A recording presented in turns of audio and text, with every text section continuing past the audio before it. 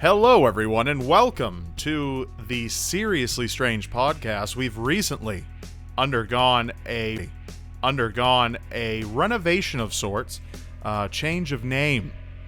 I'm still here with my co-host, Cayliegh. I'm here, barely. But Barely here. Yeah. Cayliegh has been through a lot lately, I think. Yeah. That's what it sounds like, anyway. Which she might enlighten us on. I don't know. You've been moving. There, I did it. Yeah, I spoiled it. Basically. There you go. I live in a basement now, so if things sound a little different as opposed to previous podcasts, I apologize.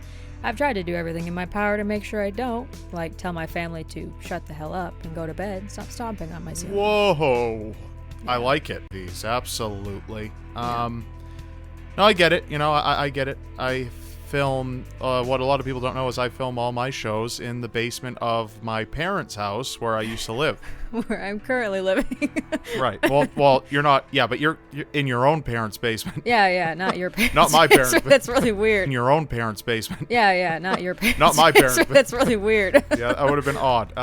Yeah, for sure. So anyway, just to catch everybody up, we do apologize for the extended absence that we've had here. However, we have had to collect a few things and change a few things around.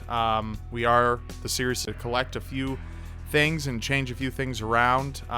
We are the Seriously Strange podcast now. No more ShadowCast. That is not us anymore. Mm-hmm. And we're still going to keep everything pretty much the same, but, whatever. So, Cayliegh. Moving right along there. Cayliegh, we're just going to move right along. I don't even right. care anymore. It's been so long. I've missed it. I've missed doing this so much. Yeah. Hit us. There's been a lot of stress with trying to get it back up. Right. And it felt like every time we tried to get it back up, like something went wrong. That's what she said. And yeah, it almost happened this time. Yeah, it did. You didn't have headphones. Right. It almost happened this time. And that's just terrible. But here we are. We made it. We made it. And Cayliegh, do you want to hit him with This Week in Weird, even though it's kind of last week? It's from last week's because we planned to do it last week and we had technical Week in Weird. Yeah, 2 weeks ago, Week in Weirds. Whatever you would call it. Hit us with it. It feels awesome to be back because it's been a hot minute. But Right. Here we go again. All right. Gonna get this first one out of the way because, again, I don't do this. I don't make all the crazy things happen in this particular place. Oh, God. All the crazy things happen in this particular place. Oh, God, it's Florida. But Florida. Yeah, okay. Sorry. Florida. Yay. I couldn't pass this one up. So my headline is, Coast Guard rescues man running in a bubble in the ocean again. Again, I love the again part. That's there's an M dash and then again. Dash and then again. Right, okay. All right. So this man is labeled in the article that I'm reading as an aspiring bubble runner. They exist. They do. It's a little strange, but the world's a strange place. This is the Sure Seriously is. Strange podcast. I can roll with it. Damn right. His name is Reza Baluchi, and he roll around and whatever. Wound in. I like that yeah. because it does sound like a childish activity. A You could wound it, just roll a wound. And in this case, he decided he wanted to run in it. Yeah. Put one of those in the water and run over the water from Florida to Bermuda. What? In a distance of 1,033 miles. What? In a distance of 1,033 miles, or for those of you who use kilometers, it's 1,662. Are you shitting me? He tried to go from Florida to Bermuda? He had this all planned. I bet. He said it would take him 5 months to cover that distance. He had hired a support boat to lead distance. He had hired a support boat to lead him into. Yeah. I'm sorry. 5 months. How the hell are you going to be 5 months in a bubble like that? How are you getting... That's And why it's he a clear hired bubble, the right? Was it support clear? boat. Yeah, it was. You're going to roast. He's sunburnt the shit out of him, I'm sure. Support boat to lead him into international waters. He planned to catch fish, eat protein bars, and rest on a little cot on his bubble pod boat thing. He also mentioned that the temperature inside the pod can get up to 120 degrees Fahrenheit or 49 degrees Celsius. And it's obviously humid, so you can raise money for children in need and to inspire those that have lost hope for a better future. So, okay, all right. as valiant as that appears to be, there are a number of ways to do that, Bubble Man. And running from Florida to Bermuda on the wall, that's a good way to... That's like charity where you donate money to stop stupid fucking ideas. I need to donate to that charity for this guy. Oh, like, man. That kills people, too. You know, running in bubbles across the ocean to over 1,000 miles. Well, here's the thing. The Coast Guard heard about his plan, and they told him not to... Miles. Well, here's the thing. The Coast Guard heard about his plan, and they told him not to do it, because they said, quote, "Your vessels and the conditions under which you are attempting to complete your voyage to Bermuda is unsafe." I'm not a member of the Coast Guard, but I'd have to agree with that, considering... everything I just told you. Right. Agree with that, considering everything I just told you. Right. It sounds logical. This is not the first time he's decided to do this. He did it back in 2014 as well, and the Coast Guard had to rescue him after they received reports about a disoriented. Thank you. You're welcome. About a disoriented. Thank you. You're welcome. I'm extremely tired. I've got you. It was a disoriented man in a bubble off the coast of Miami, Florida, asking for directions to Bermuda. His rescue cost the Coast Guard $140,000. What? Yeah. Oh my god. Dollars. What? Yeah. Oh my god. That's how much a rescue costs? Yes, that's how much it cost the Coast Guard to rescue this man, who they told not to go on this trip. So, oh, come on. Like, I get the fuel. You could probably get a chopper going out, you know. And you gotta pay all the people who attempted to rescue him, too. Holy shit. That's not bad. Yeah. 104. I mean, and he's just out there in a bubble, and it's just costing $140,000, and he's just probably, like, just drifting back and forth, just getting knocked around by the waves, helpless. Well, this time he failed as well. So he set off the coast of Florida, and at first he refused to stop his voyage, but 2 Sundays ago, I guess now it would be, he voluntarily ended his trip and asked for help, again requiring the Coast Guard to save him. And now that he's violated an order from the Coast Guard... Wow. That makes up, like, what? An eighth of what it costs to rescue him? Not much damage financially, but I'd say 7 years away is... Oh my god, 7 years in prison just to run in a bubble. I mean, they have to rescue you. You know what I mean? It's I one know. of those things. They can't just like They're let obligated. you assholes at it again. He's just not gonna listen. You just see him like. I mean, I wonder what it looks like. Just see him charging like full speed and just going off into the horizon. That was what drew me to this. Was the headline? It's just like imagining that in my head. He just won't stop. You gotta confine him in prison, or else he gets in his bubble and he goes. Well, this was also only the first prison, or else he gets in his bubble and he goes. Well, this was also only the first leg of his trip. He wanted to run the Bermuda Triangle, so he planned to go. Oh, that's like the smartest place to go. Oh, that's the smartest place to go. Oh my god! All right, he sounds like a bright one. Anyway, are we ready for the next one? I am. Great. Okay. Police say primate used as payment for prostitute. Why is it always Florida and monkeys? Like I have no idea. This, first of all, you had the woman that died in the Florida hotel room, and they were monkeying the knife at a bar after getting shit-faced. Okay, I like the monkey with the knife because it actually had a video where he was stabbing the roof. It had a video, and it's hilarious. He's just he's stabbing the roof like an angry bastard. And now we have someone paid for prostitution with a monkey? Yes. Okay. This was actually in Oregon. Really? Enough. Yes. So shout out to all our Oregon. Really? Enough. Yes. So shout out to all our Oregon peeps. Oregonians. Yeah. The police recovered a monkey from an out-of-town prostitute. Apparently, an exotic animal pet store owner gave this monkey to this woman who had offered the owner her sexual services. He gave it to her as a tip. Oh, so it wasn't the full payment. No. It's like, okay, so I owe you $75 for the works. That's what the package is called. Oh, also, you kind of got to tip me 10%. Oh, shit, out of money. Hey, I've got a monkey. Let's do, it's like, oh, abso-friggin-lutely. I'd love a monkey, but kind of sick of people tipping me these things, but Yeah. whatever. I think she was actually the one that called the police because she didn't want the monkey anymore. Right. The owner's name is Nathan McLean. He was the owner of Zany Zoo Pet Store, and he paid the prostitute with store funds. Monkey was extra. The police say he also used donated Girl Scout cookie money that had been reportedly stolen to pay her. So this guy's just awesome right off the bat. Upper class, man. Upper class. Yeah. The monkey's name was Gooey, which is fun. Oh, that's appropriate. Yeah, right? In a hotel room. Right. All right. God, why so many monkeys in a hotel? Everything just comes full circle. You're like making me realize all the parallels now here. Well, here's the thing. We've been gone for so long, but not much has fucking changed. I know. I mean, you still have monkeys in hotel rooms and all this shit. And people... Here's the thing that's most shocking to me. And people... Here's the thing that's most shocking to me, I think. You can get monkeys in Oregon. Mm-hmm. You can have a pet monkey in Oregon.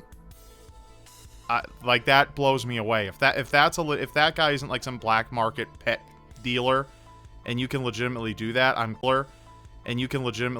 I'm kind of considering going there. You can have one as long as you have a license to own an exotic animal. Okay, But- I wonder what that process is. Yeah. Like, in a lot of places, it has to be for, like, educational purposes. Yes. He did not have one, so he was arrested Okay. Thursday. Poor Gooey. Also previously arrested in March after he was leaving an adult porn shop under the influence of meth. Because Oh. meth. Oregon, yay! Great. And in a fun twist, Zany Zoo Pets is actually owned by Nathan McLean, and his wife's name is also on the lease or the title or whatever. And the store said that she is working to get his name off of the business and banking accounts, and he will no longer have any further association with it. Like, he did this behind her back? Yeah. I mean, obviously the prostitution I get. Like, Yeah. that's probably behind her back. But keeping the monkey around? Risking their entire business, yeah. Yeah, right, yeah. Like, Gooey, get in the back! She's here! Gooey! How do you hide a monkey from someone? Why do you name a monkey Gooey? No. Oh my god. Just Couldn't have been George or something unoriginal. It had to be Gooey. George the monkey. Oh my god. Curious George, man. Curious George. One of the worst cartoons ever. I hated that in the books. I just couldn't stand Curious George. Oh, Not my man. thing. Yeah. Anyway, is that it for that one? Yes, it is. All right. Final story, courtesy of Texas, also involves sailing over waters, but this time floodwaters in another inflatable object. So here we go. Oh, You ready yeah. for this? Yeah. Midwife rides inflatable swan during storm to birth. Okay. Apparently, Houston and the surrounding area experienced some torrential rainfall and subsequent flooding afterwards, obviously. During the flooding, a pregnant woman named Andrea Haley went into labor, so they knew they had to get to the birth center to meet their midwife there. And Andrea and her husband were able to safely make it out of their neighborhood in the pickup truck. But as the day went on and the rain continued to fall, the midwife, whose name is Kathy Rude, interesting name, All right. found herself flooded up over her driveway. They attempted to back her car out of the driveway and drive it, and only made it a couple of houses down before they realized this wasn't going to happen. Right. So this couple drives to their midwife's neighborhood. This woman is in labor this whole time, just to get their midwife to safety to the birthing center. And when they got there, they couldn't get to her house, but they did see someone...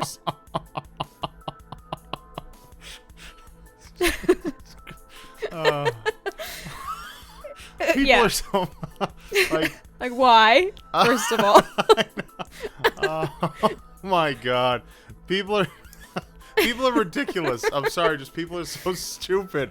Like as an alien, like if I were an alien, just like, all right, guys, it's time to make contact. We've had enough. Let's go. And then like, Texas sounds good. Let's start here. They go there, and it's just that shit. And it's just That's like, what they see. let's wait, give it another. It's just That's like, what they see. let's wait, give it another couple of centuries, and we'll head back. We'll see if they advance anymore in that time. Right. Apparently this was a neighbor just floating down the middle of the street in this swan. And the couple called out from their truck to this person and asked if they could use their swan to paddle their midwife. Oh, that's the protocol. Mm-hmm. I mean, because she's in labor. She's right. probably screaming her head off. They then drove off into the sunset, and the baby was born healthy a few hours later. But my God, I want to know what this person was doing, riding an inflatable swan. Yeah. Where did you get it? Why now? I know what. Like, maybe they've been waiting for this moment. Oh my God. Like they bought it like inflated. years ago, and they're like, my moment is right. And it's in a glass case, and they have like a hammer specifically for this moment, where it's just like boom, torrential down, pouring shit. Where it's just like boom, torrential down, pouring shit. Let's go, smash, swan time. Swan time. And then they just drift and just think to themselves and just. That's great. This was probably the best news story. I think this is my favorite so far that I found out of everything. That is. News story. I think this is my favorite so far that I found out of everything. That is. Because like I read the headline and I saw that there was a picture of the midwife riding the swan. Right. And I just died. I think I laughed for 10 minutes straight. This is perfect. It's like, man, we are in trouble here, and then you just see this guy go by on a swan or whatever. Yeah. This person going by on a swan. Yes, it was great. It's like, all right, there is a God. That's that's the moment. It's just like there can't not be. There's something out there with some kind of not. What? Said not in that situation. There has to be. Yeah, right. You look at that. It's like something humor, and I don't know if I should be happy or sad about that, but there's a swan. And it's inflatable. Are you sure it wasn't a goose? It wasn't. It also wasn't a stork, which the news team who made this story made a joke about how it was delivered by a swan and not a stork. Okay. Too bad, cute. right? Yeah, so that would have been amazing. Bad, cute. right? Yeah, so that would have been amazing. But who owns an inflatable stork? That's stupid as fuck. Yeah, that is stupid. But it would have been very poetic, I feel. It really would have. To have the baby. I mean, really. And then you tell that kid when they ask where babies come from, you could tell them they pour out of a vagina on a stork. They pour out of a vagina on a stork, an inflatable stork.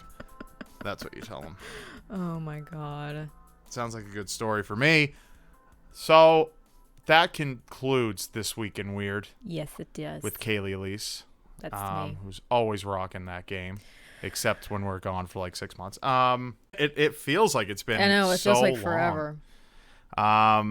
What's been up in your world? Like, what's going on? What do you got planned? You know, things like that. What's on your table? Well, as you told everyone earlier, I'm moving. Right. We got an offer on the house, close on a house. It'll take like 6 weeks usually minimum. Yeah, mid-June is when we're looking to close. And to save up money so I can move up there, I am living in my parents' basement, which is where I lived for a very long time through the end of high school and into college. So going back to that, I miss my privacy. Yeah, yeah, a lot. The privacy thing. That's a nice little touch. I mean, my parents are great, and it's awesome to have family so nearby, but it's nice sometimes to be able to just get away, and right. I can't do that. Be able to just get away, and right. I can't do that. Right. And also, I don't know if you hear, every time I laugh and I cough, there's this rattle in my throat. The basement is super dry. There's no moisture down here, so I'm dying. and so everyone knows, I tell Cayliegh, get a humidifier. Cayliegh. Yes. Get a humidifier. Mm-hmm. It'll help. I've wanted to. I have not had time to this weekend. Oh, I thought you had a different excuse. I thought you were like, no, I've been sitting there Oh, writing. no, you told me about it. You told me the reason why you don't like humidifiers. What? It was that. Sorry, that's true. No, that's fine. I hate dehumidifiers. Tell them your dehumidifier story, because I know it's repulsive to you, but they're gonna love it. I guarantee. Because I was just like, what the hell? Like that. Yeah, it was. It's okay, probably go. one of the grossest things I've ever seen. So oddly enough, my parents went. What the hell? Like that would... it was... Blah, it's Okay, probably go. one of the grossest things I've ever seen. Yep. So, oddly enough, my parents want to dehumidify the air in this already arid and dry wasteland of a basement. I inhale, and every time I do, I want to cough. Arid and dry wasteland of a basement. I inhale, and every time I do, I want to cough because the air is so dry. That's awful. But we used to have, and they would have 2 dehumidifiers going at once, and they kick on. It's so, I hate dehumidifiers. But there was one time in the back where you keep the water. Right. Excuse me. And there was this floating white larva-y looking crustacean looking thing in there. And so my dad dumps it out in the toilet. Peas with like 1 billion legs that had fallen into the water, and because of the dehumidifying process and whatnot, it had just swelled to an ungodly crustacean-sized thing. Oh, man, that's so fucked up. I don't like that. I don't know how long it was in there for. I don't want to know. I don't know how long it was in there with all of the water in the air, and I wanted to die when I saw it. That is so disgusting. That's disturbing as hell. I think I actually gagged when I saw it, and I don't have, like... I'm not one of those people that throws up really easily. So right. So you don't like right. So you don't like dehumidifiers then? No. I do not. When you get out here, I'm going to get you one, and I'm going to put one of those house centipede things in it. Ugh. Blech. And I'm going to recreate your worst nightmare for the shit you gave me tonight when my headphones weren't working. So yeah. Which the audience should know that Cayliegh gave me a lot of shit tonight about I was so pissed about my headphones not working. I gave you a string of like 5 text messages, which Rob texts in sentences, not paragraphs. Right. So he'll be talking to me, when he could have said it all in one paragraph. Yes, but it's the emphasis. It's just like, you need to know. Okay, so here's the thing. We need to make a video. And here's what it's going to be about. Like, that's how I text. Like, and each line is like a text. And it feels like every time you do that to me. Text. And it feels like every time you do that to me, I'm walking my dog and my phone is somewhere where I can't, like, it's in my pocket or something, and I have both hands tied up. And I'm just walking down the sidewalk and it's ding, ding, ding, ding, ding, ding. My mom's like, what is his problem? Because she knows it's you at that point. Right. Oh, yeah. No, that's how you know, because they just come in. And then you do that shit to me, and I'm sure it's some kind of act of vengeance. It is. I do. I totally do it. Yeah, but you just do ellipses, like dot, dot, dot, dot, dot, dot, dot, dot, dot, dot, dot, dot, dot, dot, dot, dot, I love doing that. It drives me absolutely crazy sometimes, because whenever you do it, I'm always like, read, and it's just like, boom, boom, boom, boom, just keeps coming up, and I'm just like, oh my God, like, close. It's just awful. And then, so it's a mutually annoying thing. That's always the goal, though, is to do it. I always try to catch you when you say you're like in a meeting. I always try to do it then. Right. Oh, yeah, it's great. Why is your phone on? Here's the thing about that, Cayliegh. I'm one of those people who keeps their phone entirely silent. It only vibrates. That's it. Like, I don't. It's still really awkward if people hear it. Yeah, no, absolutely. It's like, Rob, why did you wear your vibrating panties to this friggin' meeting? Because I don't leave the house without them. Duh. And it's annoying and infuriating, and you're going to get that house centipede thing. And so Cayliegh, tell us about a video you've got coming up, like the next one you got coming up. Do you want to spoil it a bit? Because we're just shooting the shit in this episode. Yeah. Because we really are just trying to get back on track with all the changes that we currently have. One thing I'll let everyone know is I'm starting to bring my main channel into daily uploads, which is going to be really tough, but we're kind of getting there. It might not be even fully daily. There might be like 1 day or 2 days a week where I don't upload, but we're trying to fill those spaces. 2 days a week where I don't upload, but we're trying to fill those spaces so you guys have more content and shit like that. So Cayliegh. Yes. What is your next video? Next video should be Monsters Among Us. Ooh, another one. Yeah. I love those so the Goatmen and the Mothman one. That was my jam. That was your jam. I yeah, like that one was really. I don't. They're just really interesting and fun to research because there's so much back and forth and speculation between skeptic and believer and all that kind of stuff. And a lot of people believe it. It's like, cryptozoology. I mean, so much back and forth and speculation between skeptic and believer and all that kind of stuff. And a lot of people believe it. It's like, cryptozoology. I mean, it's just the Goatmen. That's scary shit. My dad actually texted me something to use for This Week in Weird, but it was like 6 weeks ago. My dad actually texted me something to use for This Week in Weird, but it was like 6 weeks ago. I couldn't use it. But it was this couple died in I want to say Kentucky or Tennessee, looking for the Pickwick monster, which is the Goatman essentially. And the train hit the woman that was up there. She fell to her death, and the guy managed to hang on to the railings and not die. But you guys got to be careful if you're going to go out there and search for that kind of stuff. Yeah, if you're going to go out there and search for something that doesn't exist, you really have to be careful that you don't get hit by trains. Yeah. Stupid. Right, just don't do that. It's an active the goat train guy's track. not up there. The goat guy's not up there. He's can read signs. Yeah. Smarter than you, probably, I guess, because he's not up there. I mean. Yeah. But this next one I'm super excited about. It didn't end up being as long as I thought it would be, but it's always super interesting because it's one of my finds. Cannibalistic spirits. Yes. Yes, I love Wendigo people. Okay, can you for those I love eating people and becoming a Wendigo. Can you explain to people who might not know what a Wendigo is? And of course, there's a lot of people in the audience that are like, I've watched Supernatural. I know what a Wendigo is. It was one of the first people in the audience that are like, I've watched Supernatural. I know what a Wendigo is. It was one of the first episodes. Oh my God. And now I'm in season 36. And now there is, okay. I have no interest in the little tangent there. I have no interest in the Supernatural. So please stop telling me to watch it. Did you just call it the Supernatural, No, Cayliegh? Supernatural. Oh, okay. Well, Supernatural. Yeah, I as I've said on this podcast before, I can't get through it. I think it's, I understand why people love it, but I can't get through it. But anyway, enlighten us on what a Wendigo is.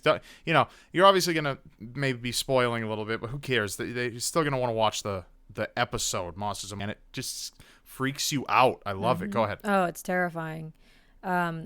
Basically, it's what you said. It's a cannibalistic, demonic entity or spirit. It comes out of mainly Native American legend up near the Great Lakes region here in the United States and Canada. It can also mainly Native American legend up near the Great Lakes region here in the United States and Canada. It can also be a spirit that possesses humans and forces them to eat their fellow friends and family, which is fun. It is. There's a case eat their fellow friends and family, which is fun. It is. There's a case I actually explain about that where a Cree Indian actually, I don't know if you've heard of this. His name was Swift Runner. He actually murdered his entire family, and he believed he had been, and where it comes from, and all that kind of stuff. So that is, yeesh. Yeah, it's creepy as hell. One of those things, you believe it hard enough and it can really impact you. Something about the whole, and I talk about this in the video too, something about the whole theme of like what it's just such a cool sort of representation of human struggle, and it's creepy as hell. Right. Yeah, I love that kind of stuff. So I'm going to tune into that episode hardcore, especially about Wendigos, because I love the Wendigo. Yeah, they're terrific. Short horror piece on that someday. I mean, I know it's been done, obviously, but just still. me for myself creatively, that would be something I want to do. Right. Me too. Right. I would like to eat a person. It'd be a documentary. That's not what I said. I would like to do the Wendigo story, but it'd be a documentary, and I'd eat people. And I would be a documentary, and I'd eat people. And I would never change into the Wendigo, and I would just be eating people, and that's a problem. But the YouTuber who turned into a cannibal. It would make sense. If I were to do anything like that, I'd make sure that I did it well enough that I could at least make an episode about myself before I get captured. Aww.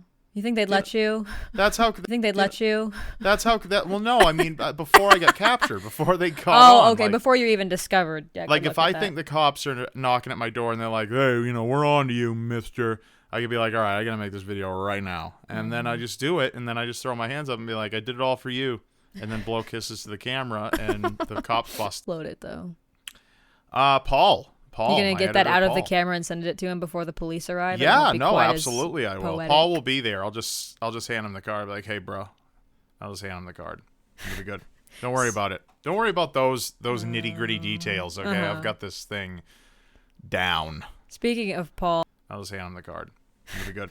Don't worry about it. Don't worry about those nitty gritty details. Okay, I've got this thing down. Speaking of Paul, yesterday I sent you, I don't know if I'm allowed to say this. I did a little recording for Rob's upcoming video. I think it comes out tomorrow. Actually, yesterday I sent you, I don't know if I'm allowed to say this. I did a little recording for Rob's upcoming video. I think it comes out tomorrow, right? It does. I mean, that's what I was actually going to go on to even explain that episode a little bit. I sent the recording of the snippet you wanted me to read to Paul, or to you, and you sent it to today on Facebook, and he's like, "Nice intro." I don't know if you listened to it, but like I didn't. I haven't even listened yet. I start at the beginning with like ASMR. Oh my god! I'm gonna do it in ASMR first. I knew it because I started playing it, but I couldn't hear it. But I could just barely hear because I didn't have.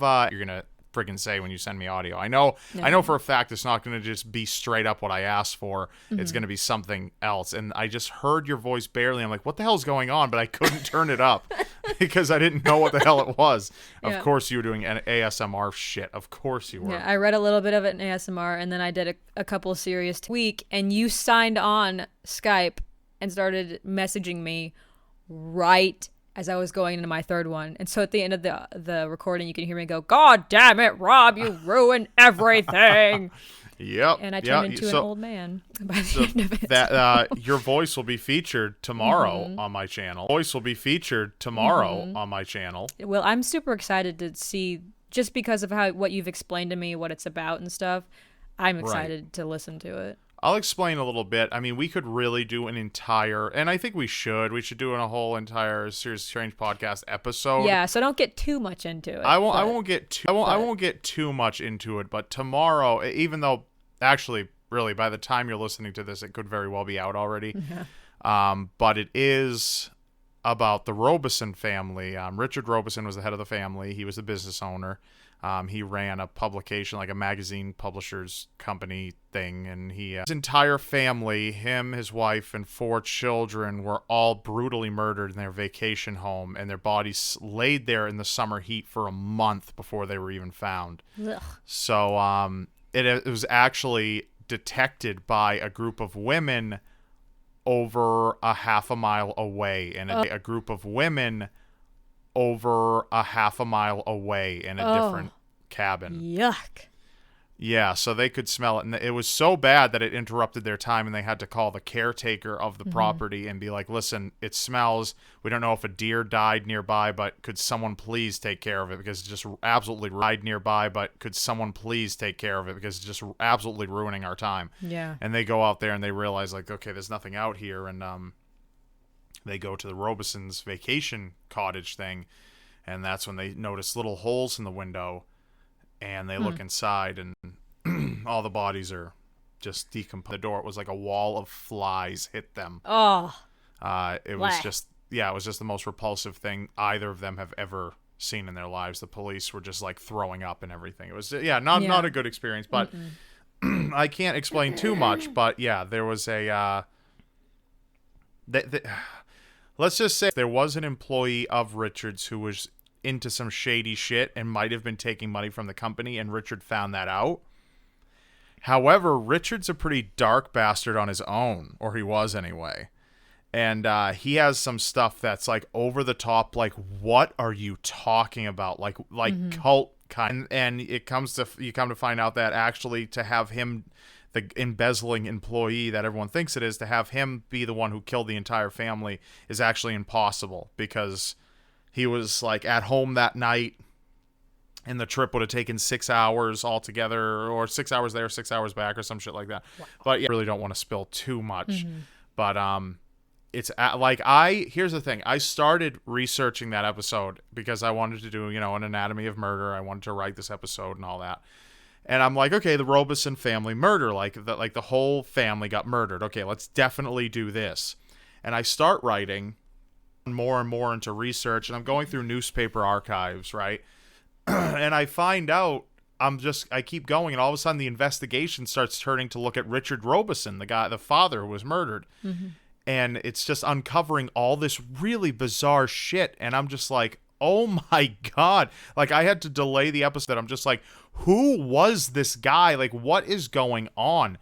And it's just absolutely crazy. I don't know if his family knew anything of the stuff he was involved in, but it's very cryptic, very creepy. No idea who it's still unsolved to this day, and it will go unsolved for the rest of the time.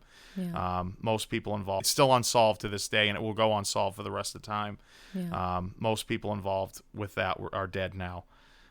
So yeah, it's pretty crazy. But you can see that on my channel either right now, depending, or tomorrow. Procrastination Nation. Yeah, I might procrastinate. I might not upload it tonight. Yeah, I might procrastinate. I might not upload it tonight. I don't know. We'll see. I got to transfer Paul my on-camera footage for that specific episode, because I'll even let people in on this little secret of my my filming. Anything you see in my videos where I'm on to like showing photos or artwork from one of the artists, those are filmed at different times. I used to do it all at one time, but it was kind of not really effective for my time frame at all. Like, it took a super long time to send all that footage and shit to my editor. Oh, yeah, because you got the footage attached to the audio. And all of a sudden I'm like, well, why don't I, because the images and the artwork are the bulk of the episode, why don't I just go in front of the camera wearing what I'm wearing, not giving a shit. I haven't, gotten all ready and all that shit for camera. And I just read the audio and then send that to Paul early so he can start editing all of that together. And he's got 80% of the video done. And then when I have, the next day or 2 days later or even 3 days later, I get ready, hop in front of the camera, and just record my on-camera parts. So it doesn't seem like it because it all pretty seamlessly goes together. But yeah, those parts, whether I'm on camera or not on camera, are shot at entirely different days. But yeah, those parts, whether I'm on camera or not on camera, are shot at entirely different days usually. Yep. Yeah, but it's a way easier that way. Video editing. Yeah, that's the power of editing. It's a lot of fun. The power of editing. And it saved a lot of freaking time that way. Paul to the rescue. Cayliegh, it took me fucking years to figure. It took me years to figure out to do that. Yeah. It just never occurred to me. I'm just like, yeah, this is the way it's gonna be. And then all of a sudden I'm like, wait a minute, why the hell am I all dressed up reading voiceover shit? I can just do this whenever. Video where I did the voiceover stuff separately, but it was at my old house, and it was during the day, and the old house is near an airport and a train track and a busy road. So I just wanted to die. Right. Trying to do that, but it Right. should be actually easier over here because I'm in a little bit more of a quiet area of the city I live in. So there you go. Now, when people are checking out your house, have you heard? Has the real estate agent ever said the potential buyers, have ever remarked on your sets or anything? Nope, nobody said anything about. I think they're afraid to. Yeah, I would say you walk. Because I've got this wall of pictures. Because I've got this wall of pictures and creepy shit hanging up, right. And then they're that? Looking around in the closets in the house, in the storage closets, and they look inside one of them. It's like, oh, she has a Ouija board. Right. She's got a okay, satanic wall. It's a Satanist. And It's a Ouija board. Satan has been in this house. My real estate people who come and look don't know that. You want to know one of the more awkward feelings in the world? I wasn't at my parents' house at this point. As I mentioned in this episode, that's where I film, and it's actually my old bedroom at my parents' house that I lived in years ago. So I filmed there, and furnace replaced. Ooh. And to get to the basement easily from the outside, you can pass right through my room where I film in. Now, because I actually showed that on my latest Q&A video, I showed how all the sets are in one room. And the door that leads to the outside. Yeah, the side door, yeah. Next to me. So. Right. So you can just go through that door. So he was going through that a lot, and while his first time through, I guess my mother was showing him where our old furnace was, and he just steps inside. Because I have an older audience now. I don't have like 12-year-olds like populate. Steps inside. Because I have an older audience now. I don't have like 12-year-olds like populating. I mean, I do have some, and I love them, but I don't have like, that's not the majority. It's not the majority of your audience, right. no. Right. I'm not like, a screeching gamer with like 11-year-old, followers. Which, I'm kind of Jay sometimes about that. I'm kind of Jay sometimes about that. Kind of jelly because they're great followers and they do anything for you. But anyway. That's neither here nor there. But he walks in and he's looking around like, oh my God. And my mom's just like, oh yeah, like don't mind him, like don't mind in the corner. Don't mind that. But yeah, like just kind of like, of course he's kind of freaked out by it. And he's just like, is this where Rob Dyke films? Aww. And the guy watches me and... and I got there later. The guy had been long gone by then, and I got there later, and I'm like, "Oh my God!" The guy had been long gone by then, and I got there later, and I'm like, "Oh my God!" Like my mom just told me, she's like, "Yeah, the furnace guy watches you. He stepped through your set, and he was like amazed that he was in the room." Like I just, and I tried to put myself in that position. Like, how would it feel to be like how would it feel to be like in your say it's your favorite YouTuber in there, all of a sudden you're in their set because you're there to replace a furnace. Yeah, it's really strange. Right. That's kind of shocking. But I was like, oh, that's pretty awesome, but also kind of really creepy. Yeah, it's really weird. You gonna cry? Aside from grab your shoddy and get ready. Your shoddy. Grab your shoddy and get ready to rumble. Oh God. You know what I'm saying? So, what else has been new? Anything? Shooting the shit. Anything new? Shooting the shit. I don't know if people know, but I'm writing for you now. Oh, yeah. I think that's that long. Yeah. Yeah. I mean, you can see Caylieg's name in the intro for anything she writes. And some of you have, so I appreciate that. Yeah, so she writes for me. So a majority of what you see on Wednesdays, the regular Seriously Strange, Twisted Tens, Caught on Camera, shit like that, that's the masterful work of Cayliegh Elise. Writing style. You're just really, really good at determining what my voice is. And it's because I sit here and read it like you. Right. Yeah, exactly. I read it out loud. Like in my final polish through, I will sit and read it and try to read it in sort of your cadence and your enunciation, and the way I read it in sort of your cadence and your enunciation and the way I feel like it would come off on camera, the way it's just because it saves time for everybody. Oh, it saves me a whole shitload of time. Yeah. It's fantastic. It's great. So yeah, I mean, that really works out really well. And I go through and I may put something here or there, but really overall, it's pretty much you send it to me and it's just about good to go, which is really cool. Yeah. And I've been writing Anatomy of Murder. Elena has been taking some time off, focusing on her other work because she holds down like a full-time job outside of all this. So, but she's going to be the person once again. She's going to handle the murder aspect, which is Sundays. Like it's always like a different murder. And you said that was sort of her favorite aspect of it, anyways. Absolutely, absolutely. That's her dig. So she really likes doing that. That's her dig. Yeah, it's her dig. Okay, and Grandpa. Then in terms of, then I do. Here's a new little update. Here's a new little update. I do creepypasta readings now on my channel. So fun. Which they're really fun because you don't they're have to so write fun shit. To do. Yeah. You don't have to write shit. I know. It's just there. But here's the other thing. For any aspiring creepypasta readers out there, you have to get permission. From the from the author. Absolutely. 100%. You cannot, like, they can put it out there for public consumption all they want. You read it and give all the credit in the world. Doesn't matter. You have to get permission. Yeah. And don't think that because it's on a forum that you can just use it and it's public property. It's not. Right. Get permission from whoever posted that. That's what I've been doing. I've met Christopher Maxim, who's an author, actually from Massachusetts, and Michael Whitehouse, who's from Scotland, I believe.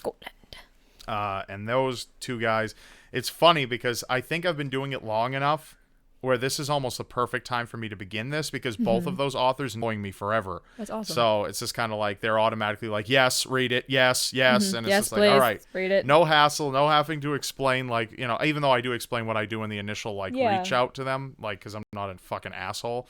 Like, I'm just not gonna be like, yo, Rob Dyke here. Yo, let me Rob read your Dyke. shit. You should know who I am already. So K. Yeah, hope that's K. Even if it ain't, don't matter. Already read it. Already uploaded. So, so they know who I am, which is just great, and they're more than accommodating to let me read anything that they do. So that's been a lot of fun. But the twist I put on it, because I have that what am I gonna? I put on it because I have that what am I gonna call it? I don't even know what to call it. The resource, this precious power. It's power. Did you say power? I did. This power. No, this like precious resource of artists. You know, Jupis and Assad, but Assad's the main. Read these scary stories, and I can have them fully illustrated, so you can actually have something to watch instead of just listen to. So that's what I have a lot of fun doing. I link the story. I find a story I like, and I just email it to Assad, and I say, run with it. And he's like, all right, and that's it. And then I read it, and Paul puts it all together. A scary subscriber. Tell us about that, because I love that idea, and I might have to do one of those. Do it. It's so much fun, and it's a really fun way to connect with my audience, because I feel like a lot of times people just leave stories anyways in some of my videos, and I was like, man, I wish my audience, because I feel like a lot of times people just leave stories anyways in some of my videos, and I was like, man, I wish I had like a place to share this with everyone and not just for me to read, you know? Right. And I don't know why, like, it's not like this new me to read, you know? Right. And I don't know why, like, it's not like this new innovative thing. There are plenty of narration channels that do this, where they read subscriber stories, but it just hit me. It's like, this is another way for me to connect with my audience and for them to interact in the channel. And kind of is I'm sitting at a table reading these out loud, and I've seen them. Yeah. How dare you assume? Not you. I mean, anyone who's listening. No. I sit at a table and I film and I read the stories, and I kind of react to each one. And it's just, it feels personal, and it feels... you know, bringing people's stories to life. That's really what it's about. I think it's just an awesome thing, because there's so many brilliant minds out there, you know what I mean? And we're creating a catalog of just... I like what you're doing, because you don't have to go through any like you obviously have to approve the story. I cover I do creepypasta readings on my main channel, which I didn't think I would ever do, but I do, because they're so much fun, and it just makes so much sense. But I also do crappypasta readings, which on Zombie Horse, which are just the failed creepypasta. And a lot of people like, well, you know, like failed creepypasta, and a lot of people like, well, you know, like, are you just calling them crappy pastas? No. They are legitimately the ones that have been submitted to creepypasta.com, and they throw out and put on crappypasta.com because they're so awful. Oh, that must hurt as a writer. Yeah. Well, that must hurt as a writer. Yeah, well, everyone thinks they are one. Everyone thinks they're a writer, but the fact of the matter is, you know, it's an acquired thing. It's kind of like singing. Sometimes you either have it or you don't.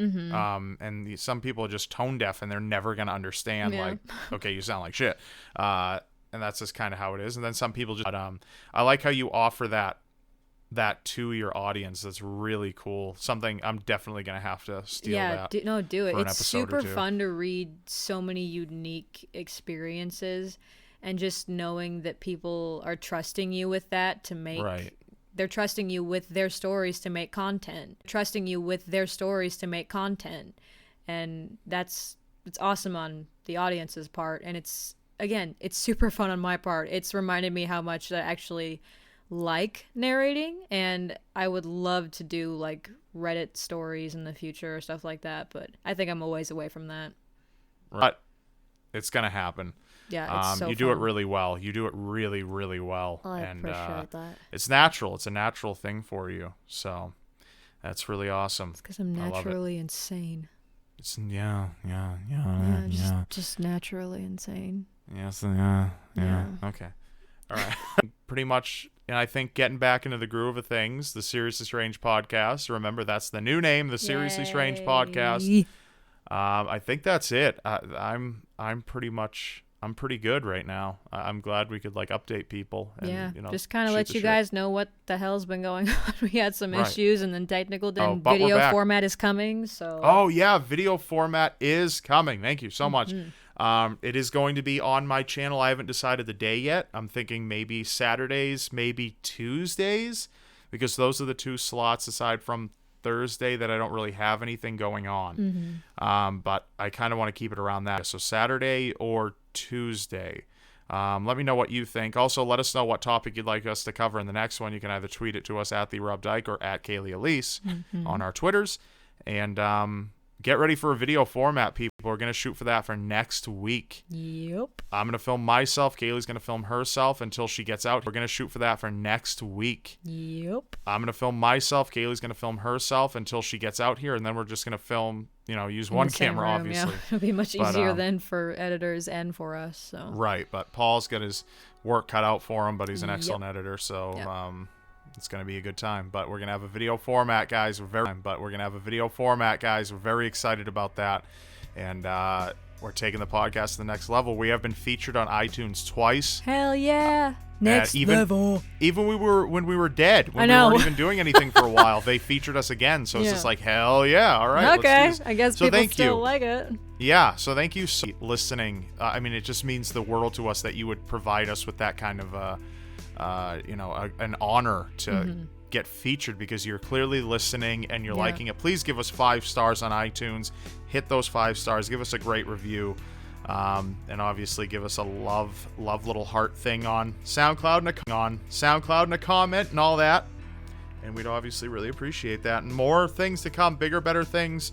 And we're just always evolving here. And Cayliegh and I are always striving to bring you the best in the creepy and bizarre and just quirky content. And I think that's one of the big helpful things of the name change is that ShadowCast really confined us to talk about dark topics Super only. dark. Yeah.